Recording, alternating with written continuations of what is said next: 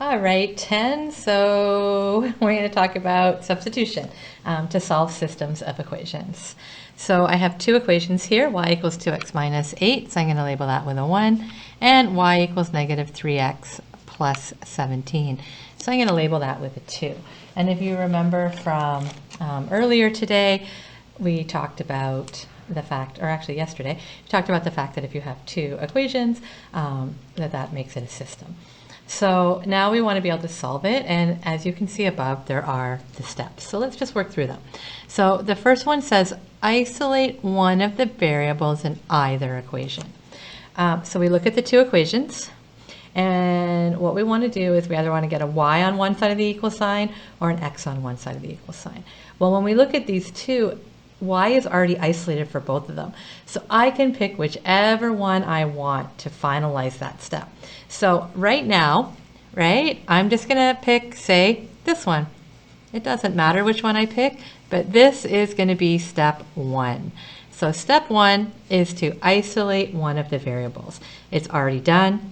I don't have to do any work.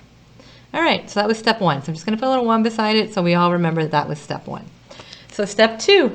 Step 2 says to substitute that variable in the other equation with the expression that we have found, okay? So what does that mean? Well, what that's saying is we have a y, and we have a negative 3x plus, oh, this pen's dying, plus 17.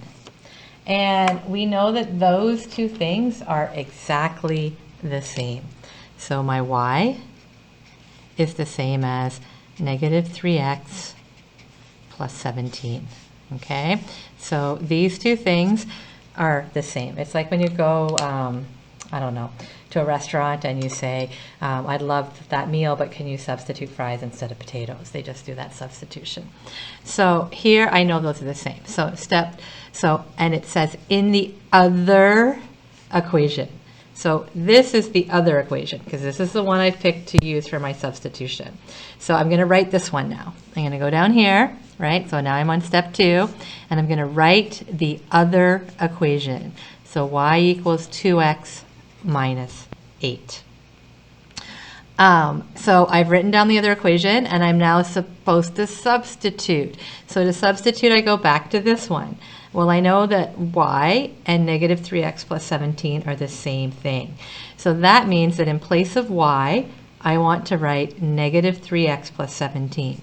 So I'm going to go over here, and in place of y, I'm going to write negative 3x plus 17.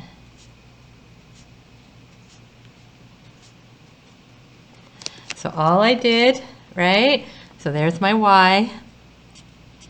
And there is my negative 3x plus 17. Okay, so I took the first equation, because I used this one already for my thing, and then I replaced y with negative 3x plus 17, and now I can just solve. So to solve it, I want to get x's on one side and numbers on the other. So let's get rid of this negative 3x. It doesn't really matter which one you get rid of. So what I'm going to do is I'm going to add 3x to both sides. Okay, so I'm going to write that as negative 3x plus 3x plus 17. So I added it to one side, and 2x plus 3x, so I added it to the other side, minus 8. So negative 3x and 3x is nothing, so I'm left with 17 is equal to 2x plus 3x is 5x minus 8. So now I'm almost done. So sorry, I should have put this with step 3. So now I just need to get rid of this minus 8 from this side because I'm trying to get x all, I'm trying to find out what x is, so I need it all on its own. So to get rid of a minus 8, I'm literally going to add 8 to both sides. So I'm going to do 17 plus 8 is equal to 5x minus 8 plus 8. So I added 8 to both sides.